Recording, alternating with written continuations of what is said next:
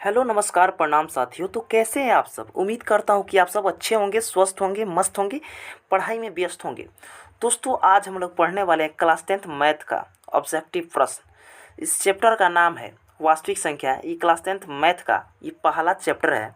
इस चैप्टर का नाम ही है वास्तविक संख्या। इसके अंदर से हर एक साल बोर्ड एग्जाम में भर भर के क्वेश्चन पूछे जाते हैं। अगर आप भी क्लास 10th के विद्यार्थी हैं, 2025 में एग्ज़ाम देने वाले छात्र एवं छात्राएं हैं, ये वीडियो आपके लिए है। और जो लोग मैट्रिक एग्ज़ाम का तैयारी कर रहे हैं, वो 2025 में एग्ज़ाम दें या उसके अगले साल एग्ज़ाम देने वाले छात्र हैं, यानी जो मैट्रिक बोर्ड का तैयारी कर रहे हैं, उनके लिए ये वीडियो खास करके बनाया गया है। तो चलिए इस वीडियो को स्टार्ट करते हैं। आप शुरू से लेकर अंत तक इस वीडियो में बने रहिएगा। आप लोग को 1% भी कहीं भी दिक्कत नहीं होगा। हर एक सवाल अच्छा से आपको समझ में आएगा। अगर आप शुरू से लेकर अंत तक वीडियो को देख लेते हैं तो आपको कहीं भी दिक्कत नहीं रहेगा। तो चलिए वीडियो को स्टार्ट करते हैं और सवाल को समझते हैं। तो प्यारे दोस्तों, पहला नंबर सवाल है, दो परिमेय संख्याओं के बीच अधिकतम कितनी परिमेय संख्या हो सकती है। कहने का मतलब है दो परिमेय संख्याओं के बीच अधिकतम यानी ज़्यादा से ज़्यादा कितनी परिमेय संख्या हो सकती है। तो दोस्तों अनंत, इसका अंदाज़ा हम लोग नहीं लगा सकते हैं, ये अनंत होगा, इसलिए आपका ऑप्शन डी करेक्ट हो जाएगा। अगर यहीं पर पूछता दो अपरिमेय संख्या, क्या पूछता दो अपरिमेय संख्या, यहाँ पर परिमेय संख्या का बात कर रहा है। यदि दो अपरिमेय संख्याओं के बीच अधिकतम कितनी अपरिमेय संख्या हो सकती है अगर पूछता, तो इसका भी आंसर डी ही होता, अनंत ही होता, इसलिए आपका ऑप्शन डी करेक्ट हो जाएगा। परिमेय संख्या पूछे या अपरिमेय संख्या पूछे, बात सुनिएगा, दो अपरिमेय संख्या पूछे या दो परिमेय संख्या के बीच का अधिकतम संख्याओं को पूछे, तो आप बता सकते हैं कि अनंत होगा भाई साहब, अनंत होगा, इसलिए आपका ऑप्शन डी करेक्ट हो जाएगा। चलिए अगले सवाल की ओर चलते हैं दोस्तों। देखिए यहाँ पर दूसरा नंबर सवाल है, निम्नलिखित में कौन सी अभाज्य संख्या है। निम्नलिखित में कौन सी अभाज्य संख्या है। तो अभाज्य संख्या वैसी संख्या जो एक से और स्वयं से ही कटती है, उसे अभाज्य संख्या कहते हैं। और भाज्य संख्या किसे कहते हैं, तो वैसी संख्या एक और स्वयं के अलावा कोई अन्य तीसरी संख्या से कट जाए, उसे भाज्य संख्या कहते हैं। यानी आप शॉर्टकट में समझना चाहें तो दोस्तों अभाज्य संख्या के कम से कम और ज़्यादा से ज़्यादा दो ही गुणनखंड हो सकते हैं, यानी ज़्यादा से ज़्यादा और कम से कम दो ही से अंक काट सकते हैं। तो जिन संख्या को मात्र दो ही अंक से जो संख्या कट सकता है वो अभाज्य संख्या होगा, और जो दो से अधिक संख्याओं से कटने वाला होगा वो भाज्य संख्या होगा। तो आप इसमें से चेक कीजिए, कि 29 को कौन कौन काट सकता है दोस्तों। तो 29 को मात्र एक ही काट सकता है और एक 29 काट सकता है, इसके अलावा कोई भी काट ही नहीं सकता, इसलिए क्या हो जाएगा 29 अभाज्य संख्या होगा। तो आपका ऑप्शन एक करेक्ट हो जाएगा। अगर यहीं पे बात करें 16, 15 और 33, तो इसको देखिए दो से अधिक संख्या काट देंगे। जैसे 16 को देखिए, 16 को एक भी काट देगा, उसके अलावा दो भी काट देगा, 4 भी काट देगा, 8 भी काट देगा और स्वयं 16 भी काट देगा। बताइए ये दो से अधिक इसका फैक्टर है, गुणनखंड है दोस्तों, ये क्या हो जाएगा भाज्य संख्या।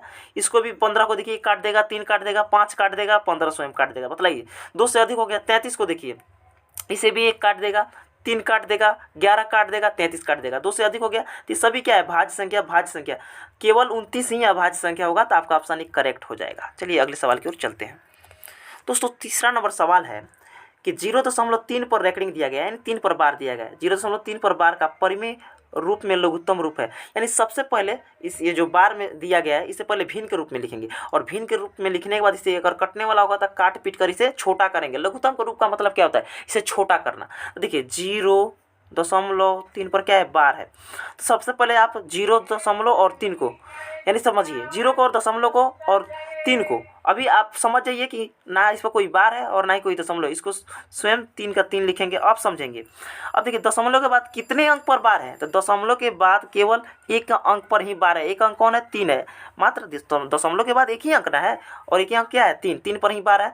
तो दशमलव के बाद जितने अंक पर बार हो बट्टा में उतने 9 लगाते हैं। तो दशमलव के बाद एक ही अंक है, एक ही अंक पर क्या है बार है, तो एक 9 आ जाएगा, यानी 3/9। अब 3/9 कट जाएगा, 3 से 3 एकम 3, 3 त्रिका 9, यानी 1/3 लघुत्तम रूप होगा। 1/3 देखिए कौन से ऑप्शन में है, तो ऑप्शन सी में 1/3 आपको दिख रहा है, तो ऑप्शन सी करेक्ट हो जाएगा। चलिए अगले सवाल की ओर चलते हैं दोस्तों। चौथा नंबर सवाल है, 7 + 3√2 है, 7 + 3√2 है। तो 7 + 3√2 जो है दोस्तों ये अपरिमेय संख्या है। अब अपरिमेय संख्या क्यों है, क्योंकि अपरिमेय संख्या हमेशा रूट के अंदर में ही होता है, रूट से बाहर नहीं निकल सकता है। तो जब भी आपको ऐसे सवालों में देखिए रूट के अंदर में कोई संख्या रहे तो आँख मूंदकर आप मारिएगा अपरिमेय संख्या, आपका ऑप्शन 20 करेक्ट हो जाएगा। अपरिमेय संख्या, परिमेय संख्या कब होता है? जब ये रूट से बाहर होता है, आपको इसकी इर्द गिर्द यानी अगल बगल रूट नहीं दिखाई देता, तो आप आँख मूंदकर यानी आँख बंद करके परिमेय संख्या लगाते। जबकि यहाँ पर रूट आपको दिख रहा है तो आँख मूंदकर आप लगाएंगे अपरिमेय संख्या। आँख मूंदकर करने का मतलब है कि एकदम आत्मविश्वास के साथ, ऐसा नहीं है कि आप आंख बंद कर लेंगे और लगा देंगे। आत्मविश्वास के साथ में लगाइएगा, जब भी रूट आपको दिखे तो अपरिमेय संख्या होगा। ठीक है, कोई परेशानी कोई दिक्कत नहीं, मज़ा आ रहा है? चलिए आगे मजा आएगा। चलिए दोस्तों, 5वां नंबर सवाल है, निम्न में कौन परिमेय संख्या है? बताइए। अब परिमेय संख्या का बात कर रहे हैं, पहले अपरिमेय संख्या दिया था, अपरिमेय संख्या दिया है। परिमेय संख्या, तो परिमेय संख्या हमेशा रूट से ही बाहर होता है सर, हमेशा रूट से बाहर होता है। रूट के अंदर में अगर रह गया तो अपरिमेय हो गया, और रूट से बाहर निकल गया तो परिमेय हो गया। तो जैसे कि रूट 5 को देखिए, ये रूट 5 कितना होगा? 5 को तोड़िएगा तो रूट से बाहर निकलेगा? नहीं निकलेगा। तो ये तो अपरिमेय संख्या होगा, तो ये होगा नहीं। जैसे 2 रूट 3 देखिए, ये रूट से निकलेगा, 2 निकल गया, लेकिन आप रूट 3 देखिए, रूट के अंदर में 3 है, 3 को आप बाहर निकाल सकते हैं? नहीं निकाल सकते हैं, रूट के अंदर में ही रहेगा, तो ये परिमेय हो गया। जैसे 4 माइनस रूट 5 है, 4 चलिए बाहर है, ठीक है, लेकिन रूट में देखिए क्या है? 5, रूट में 5 है, 5 के भी रूट से निकल सकता है? नहीं निकल सकता है, तो यह परिमेय होगा। तो बच गया ऑप्शन डी, ऑप्शन डी बच गया, तो आपका ऑप्शन डी करेक्ट होगा। आप विश्वास करके टिक लगाइए तब है, इसे समझिए तब। जैसे 16 देखिए, 16 है, रूट में क्या है? 16, तो आप इस 16 को लिख सकते हैं 4 गुणा 4, अरे 4 गुणा 4 यानी गुणा करेंगे तो रूट के अंदर 16 ही ना आएगा। अब देखिए, इसको 16 को लिख सकते हैं रूट के अंदर में 4 गुणा 4, और जब जोड़ा लग जाता है तो ये बाहर निकल जाता है रूट से, तो इसके बदले 1 4 बाहर निकल जाता है। ठीक है, अब बताइए 4 रूट से बाहर है कि नहीं है? जब 4 रूट से बाहर है तो ये परिमेय संख्या होगा। ये क्या होगा? परिमेय संख्या। इसलिए आपका ऑप्शन डी करेक्ट हो जाएगा। रूट 16 क्या है? एक परिमेय संख्या, क्योंकि 16 को तोड़ने के बाद रूट से बाहर निकल जा रहा है। ठीक है, चलिए अगले सवाल की ओर चलते हैं। दोस्तों देखिए, 6ठा नंबर प्रश्न बहुत ही महत्वपूर्ण प्रश्न है, और देखिए सभी सवाल पूछे ही जाते हैं मेरे भाई साहब, ये पूछे जाते हैं, सब पूछने वाले सवाल हैं। देखिए 6ठा नंबर सवाल है, 5, 15 और 20 के लॉसा और मसा का अनुपात, यानी कहने का मतलब हुआ लॉसा बटा मसा निकालना है। अनुपात का मतलब क्या होता है? बट्टा, तो लॉसा बटा मसा निकालना है। ठीक है, तो सबसे पहले 5, 15 और 20 का लॉसा बोला है, तो सबसे पहले लॉसा निकालेंगे। तो 5, 15 और 20 का लॉसा निकालेंगे, 5, 15 और 20 का लॉसा। आप चाहे तो जैसे भी निकाल सकते हैं, गुणनखंड विधि से निकाल सकते हैं या भाग विधि से। चलिए इसको निकालते हैं 5 से, 5 एकम 5, 5 3 15 और 5 चौका 20। अब कटने वाला नहीं है तो आपस में गुना हो जाएगा। 5 3 15, 15 चौके 60, यानी लॉसा कितना आ गया? 60 आ गया। ठीक है, लॉसा कितना आ गया भाई साहब? 60, याद रखिएगा। लॉसा हमारा कितना आ गया? 60 आ गया। लॉसा कितना आ गया? 60। और 5, 15, 20 का आप मसा निकालेंगे, 5, 15, 20 का। तो सबसे पहले इन दोनों को निकालिए। 5 और 15 का मसा क्या होगा? 5। अरे 5 और 15 भागे विधि से निकालिए ना, 5 3 15 होगा ना। ये क्या हुआ? कट गया, पूरा कट गया, यानी 5 और 15 का मसा क्या हो गया? 5 हो गया। अब इसका मसा से फिर 20 में भाग देंगे, तो 5 से 20 में, 5 चौके 20। अब बताइए, देखिए यहाँ पर 5 जो काटा था, 5 दिया 15, पूरा पूरा कट गया। तो 5 और 15 का मसा क्या था? 5, और 5 से फिर 20 में हमने भाग दिया, तो 5 भी 20 को काट दिया, यानी मसा क्या हो जाएगा? 5 हो जाएगा। यानी मसा वही होता है जो इन तीनों संख्या को काट दे, वही ना मसा होगा। तो 5, 15, 20 का मसा क्या आ गया भाई साहब? 5 और 15 का मसा आपका यहाँ पर आ गया। देखिए लसा क्या था? 60 था। ठीक है, और 5 और 15 का मसा आपका आ गया 5। ठीक है, और पूछा क्या? अनुपात, अनुपात लगा लीजिए। अब देखिए 5 से 60 कट जाएगा 12 बार में, तो 12 अनुपात ही का गया। अरे कुछ नहीं, तो 5 एकम 5 कटा ना, यहाँ पर 12 अनुपात ही का गया। समझिए, ऐसे आप समझिए, 60 आया था ना, तो 60 और बट्टा में क्या था? 5। अब 5 इसको काट देगा 60 को 12 बार में ना, 12 5 60, 5 एकम 5, यानी आप इसको लिख सकते हैं 12 अनुपात 1। यानी 12 अनुपात, देखिए एक कौन से ऑप्शन में है? तो ऑप्शन डी में है, तो आपका ऑप्शन डी राइट हो जाएगा, 12 अनुपात 1। चलिए अगले सवाल की ओर चलते हैं। अब देखिए 7वां नंबर सवाल है, किसी पूर्णांक m के लिए सम संख्या का रूप है। किसी पूर्णांक m के लिए सम संख्या का रूप है, तो 2m होगा, ऑप्शन सी करेक्ट हो जाएगा। किसी पूर्णांक, अब किसी पूर्णांक का बात कर रहा है ना, किसी पूर्णांक का बात कर रहा है, तो आप 0 1 2 3 4 5 लेकर रख सकते हैं मान। इस पर जब आप चेक करेंगे ना, जैसे मान लीजिए m के जगह पर आप 1 रखेंगे, ठीक है, और यहाँ पर 2 प्लस में दिया है, तो जोड़ेंगे कि इतना आ जाएगा, 3 आ गया। अब मतलब ये 3 क्या हो गया? ये तो विषम संख्या हो गया। अब चलिए, अब m के जगह पर आप 2 रख के देखिए, तो m की जगह पर हमने 2 रखा और 2 पहले से जुड़ दिया, तो 4 आ गया, यहाँ पर 4 आ गया। अब चलिए m की जगह पर 3 रखते हैं, अब 2 को जोड़ते हैं, कितना आ गया? 5। लेकिन देखिए समझिए यहाँ पर बात में, पहला केस में क्या हो रहा है? सम भी आ रहा है, विषम भी आ रहा है, सम भी आ रहा है, विषम भी आ रहा है, लेकिन सवाल का कहने का मतलब है कि सम ही होना चाहिए। तो देखिए यहाँ पर बात को समझिए आप, क्या करें, किसी पूर्णांक m के लिए सम संख्या का रूप है तो सम संख्या का रूप 2m ही होगा, क्योंकि आप सम संख्या में किसी भी संख्या से आप गुणा करते हैं तो सम संख्या ही प्राप्त होता है। देखिए 2 और m की जगह पर आप 1 रख के गुणा कीजिए, कितना आएगा, 2 ही आएगा। चलिए 2 प्लस है तो 2 लिखेंगे। अब m की जगह पर आप 2 रख के देखिए ना, अब 2 में 2 से गुणा कीजिए 4, यहाँ पर 2 है ना, 2 रहने दीजिए। अब m की जगह पे आप कितना रखिए, 3 रखिए, गुणा कीजिए, कितना है 6। यानी 2 में, यानी सम संख्या में आप किसी भी संख्या से गुणा करें, समझिए सम संख्या में आप किसी भी संख्या से गुणा कर दें सम संख्या ही प्राप्त होगा, इसलिए आपका ऑप्शन सी राइट हो जाएगा 2m। क्या हो जाएगा, 2m। यदि यहीं पर बात करता, क्या बात करता, विषम संख्या का बात करता तो 2m + 1 हो जाता, इसलिए आपका ऑप्शन बी हो जाता। लेकिन यहाँ पर बात किया भाई साहब सम संख्या का, तो इसलिए आपका ऑप्शन सी करेक्ट हो जाएगा 2m। ठीक है, चलिए आगे बढ़ते हैं। 8वां नंबर प्रश्न है, यदि p तथा q दो अभाज्य संख्या है तो उनका मशक क्या होगा। यदि p तथा q दो अभाज्य संख्याएं हैं तो उनका मशक क्या होगा। तो याद रखिएगा हमेशा दो अभाज्य संख्याओं का मशक एक ही होता है, हमेशा दो अभाज्य संख्याओं का मशक एक ही होता है, तो इसलिए आपका ऑप्शन डी करेक्ट हो जाएगा। चलिए आपको हम करके दिखाते हैं। जैसे p q क्या है, दो अभाज्य संख्या, तो कोई भी आप दो अभाज्य संख्या उठा लीजिए, कोई भी दो अभाज्य संख्या उठा लीजिए कहीं से भी। तो चलिए हम 5 7 को ले लेते हैं, 5 7, 5 और 7, 5 7 का आप मौसा निकाल कर देखिए ना, 5 7 को, 5 7 का मौसा निकाल लीजिए, छोटका से बड़का में भाग दीजिए, तो 5 सिकाई 5, ठीक, घाटा 7 में से 5 के 2, यहाँ पर आया 5, 2 दूनी 4, घटा तो कितना आया 1, यहाँ पर 4 है, घटा तो 1, और यहाँ पर क्या आ गया, फिर 2 यहाँ पर उतर गया, तो 1 दूनी 2, यानी पूरा कटने के बाद जो लास्ट में यहाँ पर जो भाजक बचता है वही तो आपका मसा होता है ना। तो देखिए 1 आया कि नहीं आया। आप इसको ऐसे भी समझ सकते थे, 2 5, जैसे देखिए 5 और 7 दो अभाज्य संख्या है। अब समझिए 5 और 7 को कौन संख्या काट देगा, तो 1 काट देगा, 1 के अलावा किसी से कटने वाला है, नहीं कटने वाला है। तो हमेशा दो अभाज्य संख्याओं का मौसा एक ही होता है मेरे भाई साहब, इसलिए आपका ऑप्शन डी करेक्ट हो जाएगा 1। ठीक है, समझ में आ रहा है, बहुत बढ़िया। चलिए आगे चलते हैं दोस्तों। देखिए 9वां नंबर प्रश्न है, 0 और 50 के बीच विषम संख्याओं की संख्या है। देखिए 0 और 50 के बीच विषम संख्याओं को बतलाना है। देखिए 0 और 50 के बीच, तो 0 तो होगा नहीं, तो 0 को क्या करेंगे, छोड़ देंगे, 0 क्या करेंगे, छोड़ देंगे, तो 1 3 5 7 9 इस तरह डॉट डॉट करते करते कहाँ तक जाएंगे, 50 तक जाएंगे ना। तो 50 तो होगा नहीं, 50 तो सम संख्या है, तो 49 तक जाएंगे, तो आपको 25 मिलेगा। क्या मिलेगा, टोटल 25 संख्या। 0 और 50 के बीच में टोटल 25 विषम संख्या होते हैं, तो इसलिए आपका ऑप्शन डी करेक्ट हो जाएगा, ऑप्शन डी करेक्ट हो जाएगा, सॉरी ऑप्शन बी हो जाएगा 25। ठीक है, 0 और 50 के बीच विषम संख्याओं की संख्या कितनी है, 25। और यहीं पर बात करता 0 और 50 के बीच सम संख्या कितनी है, तो सम संख्या भी 25 ही होते। अगर सम बात करें और विषम, 0 और 50 के बीच में जब भी विषम संख्या पूछे तो 25 ही होगा, और 0 और 50 के बीच में अगर सम संख्या पूछे तो भी 25 ही होगा, इसलिए आपका ऑप्शन बी इज राइट। ठीक है, चलिए आगे बढ़ते हैं दोस्तों। 10वां नंबर प्रश्न है कि निम्न में कौन अपरिमेय नहीं है।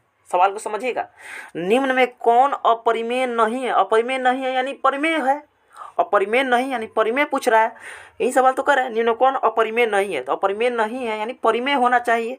तो परिमेय कौन होगा, जो रूट से बाहर ही निकल जाएगा वही ना परिमेय होगा। तो 10 तो रूट से बाहर निकलेगा नहीं निकलेगा। देखिए जैसे 24 को तोड़िएगा, तो 24 को आप तोड़िएगा, सॉरी समझिएगा बात को, जब आप 24 को तोड़िएगा तो यहाँ पर समझिए 24 को आप तोड़ेंगे तो कितना आएगा, 2 गुणा 2 गुणा 3, 3 6 दूना 12 दूना 24। चलिए ठीक है, अब देखिए 2 का तो जोड़ा लग गया तो 2 बाहर आ गया, लेकिन 3 दूना 6 इनका जोड़ा नहीं लगा तो रूट के अंदर में रह जाएगा, यानी 2 रूट 6 आ रहा है। तब भी रूट से तो बाहर नहीं निकल रहा है, 2 तो निकल जा रहा है, लेकिन 6 पूर्ण रूप से ये रूट से नहीं निकल रहा है। 24 तो ये भी नहीं होगा, 35 भी नहीं होगा, क्योंकि 35 को तोड़ेंगे तो 7 5 35, इसका जोड़ा नहीं मिल रहा है, तो ये भी रूट से नहीं निकलेगा। तो ये भी रूट से नहीं निकला, ये भी रूट से नहीं निकला, ये भी रूट से नहीं निकला, तो आपका ऑप्शन डी होगा। कैसे होगा, क्योंकि 121 जो दिया है तो 121 की जगह पे 11 गुणा 11 लिख सकते हैं, क्योंकि 11 में 11 से गुणा करने पे 121 होता है, और इसका जोड़ा मिल गया तो ये रूट से क्या हुआ, बाहर निकल गया। और जब रूट से बाहर कूद कर निकल गया तो रूट क्या हुआ, इसका पीछा छोड़ दिया। तो समझ जाइए ना, यही क्या है, परिमेय संख्या, तो आपका ऑप्शन डी करेक्ट हो जाएगा। चलिए आगे बढ़ते हैं दोस्तों। देखिए 11 नंबर प्रश्न है, निम्न में से कौन अपरिमेय नहीं है। फिर समझिएगा, निम्न में से कौन अपरिमेय नहीं है यानी परिमेय होना चाहिए, अपरिमेय नहीं है तो परिमेय होना चाहिए, यही ना। सवाल में क्या करें, निम्न में कौन अपरिमेय नहीं है, देखिए सवाल में कर निम्न में कौन अपरिमेय नहीं है, अपरिमेय नहीं है तो यानी परिमेय पूछ रहा है, तो जो रूट से बाहर निकल जाएगा वही होगा परिमेय। तो देखिए 64 यहाँ पर क्या है, रूट में क्या है, देखिए 64/81 है, तो 64 को आप लिख सकते हैं 8 × 8 लिख सकते हैं ना, बट्टा 81 को लिख सकते हैं 9 × 9। अब देखिए जोड़ा लग गया तो ये रूट से बाहर आ गया 8 और इसका जोड़ा लग गया तो ये रूट से बाहर आ गया 9, यानी 8/9 ये रूट से बाहर निकल गया, यानी √64/81 क्या हो जाएगा, परिमेय संख्या हो जाएगा, यानी अपरिमेय संख्या नहीं है, यानी परिमेय संख्या पूछ रहा है, इसलिए आपका ऑप्शन एक करेक्ट होगा। बाकी सबके जितना आपको ये ऑप्शन दिख रहा है ये क्या होगा, ये अपरिमेय होगा। ठीक है, आपका ऑप्शन ही परिमेय होगा। चलिए आगे चलते हैं, 12 नंबर सवाल को देखते हैं। 12 नंबर सवाल है, निम्नलिखित में किसका दशमलव प्रसार शांत है।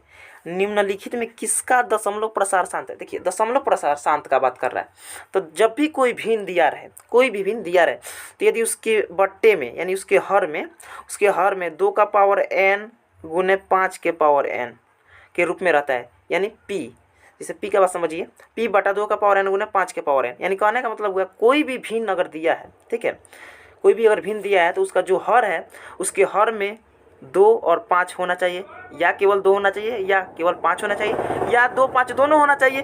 अगर किसी भी भिन्न के हर में 2 5 के अलावा एक्स्ट्रा कोई भी संख्या दिख जाए, जैसे कि 3 7 9 11 13 ऐसे करके, यानी 2 5 के अलावा अगर बट्टा में यानी हर में कोई भी संख्या दिख जाता है तो आप हमेशा अशांत उसको समझिएगा। शांत कब होगा, जब किसी भिन्न के हर में 2 5 रहे या 2 5 का गुणज रहे, तब वो क्या होगा, शांत होगा। तो आइए ना इसको चेक करते हैं। देखिए 3/8 है तो 3 रहने दीजिए, ठीक, और 8 क्या है, तो 8 को आप तोड़ेंगे तो कितना आएगा, 2 × 2 × 2, ठीक है, यही ना आएगा।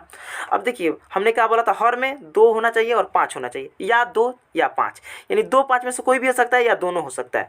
तो इसके देखिए हर में क्या मिल गया, हमें 2 मिल गया, 2 के अलावा कोई संख्या दिख रहा है एक्स्ट्रा, नहीं दिख रहा है, भाई साहब ये शांत है, ये शांत होगा, क्या हो जाएगा, शांत हो जाएगा। चलिए ऑप्शन बी चेक करते हैं, ऑप्शन बी को चेक करते हैं यहाँ पर। ऑप्शन बी में क्या दिया गया, 6/15 क्या दिया है, तब 15 को लिख सकते हैं 5 × 3। अब देखिए यहाँ पर 5 × 3 आ गया, हमने क्या बोला था, हर में 2 रहे या 5 रहे, बस यही 2 हो सकते हैं, इसके अलावा कोई नहीं होना चाहिए। यदि तीसरा पार्टी एंट्री मारता है तो क्या होगा, शांत होगा। लेकिन कब, एक बार देखना ये 3 हटता है कि नहीं, अगर ये हट जाएगा तो शांत हो जाएगा। तो 3 देखिए, 3 से ऊपर में देखिए कटने वाला है, 3 से 6 कट जाएगा, 3 दूनी 6। अब बताइए 2/5 हो गया, ये 2/5 हो गया भाई साहब, तो ये भी शांत है, ये भी क्या होगा, शांत, यानी ऑप्शन ए ऑप्शन बी शांत होगा। चलिए अच्छा यहाँ पर थोड़ा सा गड़बड़ी है भाई साहब, यहाँ पर ऑप्शन ए ही करेक्ट होगा, लेकिन यहाँ पर 6/15 दिया, ये भी शांत है, लेकिन ये गलती कर दिया है, यहाँ पर कुछ अलग देना चाहिए था ऊपर में। तो यहाँ पर दोनों केस में दोनों शांत हो रहे हैं, ठीक है, थोड़ा सा ऑप्शन में गड़बड़ी कर दिया है, ठीक है। आप लोग समझ जाइएगा, जब भी बटा में 2 5 दिखे या 2 5 की गुणज दिखे तब शांत होगा, और 2 5 के अलावा अगर कोई थर्ड पार्टी एंट्री मारता है, जैसे कि 3 7 11 13 9, तो वो अशांत होगा, ठीक है। तो यहाँ पर गलती से एक ऑप्शन ये दे दिया है, तो कोई बात नहीं, ये दोनों हो जाएगा। इसको यहाँ पर देना चाहिए था ए और बी दोनों, लेकिन नहीं दिया है, कोई बात नहीं। चलिए अगले प्रश्न की ओर चलते हैं। 13 नंबर प्रश्न है दोस्तों, सबसे छोटी अभाज्य और सबसे छोटी भाज्य संख्या का गुणनफल पूछ रहा है। तो सबसे छोटी अभाज्य संख्या 2 होती है, 2 भाज्य संख्या नहीं होती है, नहीं 2 के देखिए 1 ही काट सकता है और स्वयं 2 काट सकता है, तो 2 1 से और स्वयं से कट रहा है, तो ये क्या होगा, भाज्य संख्या होगा। 2 क्या है, सबसे छोटी अभाज्य संख्या, और सबसे छोटी भाज्य संख्या 4 होती है, सबसे छोटी भाज्य संख्या 4। तो सबसे छोटी अभाज्य संख्या 2 और सबसे छोटी भाज्य संख्या 4, और इन्हीं का क्या पूछ रहा है, गुणनफल पूछ रहा है। तो 2 चौके 8, क्या होगा, 2 चौके 8। 8 देखिए कौन से ऑप्शन में है, तो ऑप्शन सी में है, तो आपका ऑप्शन सी से राइट हो जाएगा 8, ऑप्शन सी से राइट हो जाएगा 8 होगा। सबसे छोटी अभाज्य संख्या और सबसे छोटी भाज्य संख्या गुणनफल 8 होगा। यहाँ पर ऑप्शन पे मत जाइए, ऑप्शन यहाँ पर ये गलत दिया है, ऑप्शन ये गलत दिया है। क्वेश्चन बैंक में हमेशा कभी कभी क्वेश्चन जो है गलत ही देता है, ठीक है। तो आपको यहाँ पर ऑप्शन से नहीं जाना है, सवाल को समझकर आंसर लगाना है, ठीक है। तो सबसे छोटी भाज्य और अभाज्य संख्या गुणनफल हमेशा 8 ही होता है, ठीक है।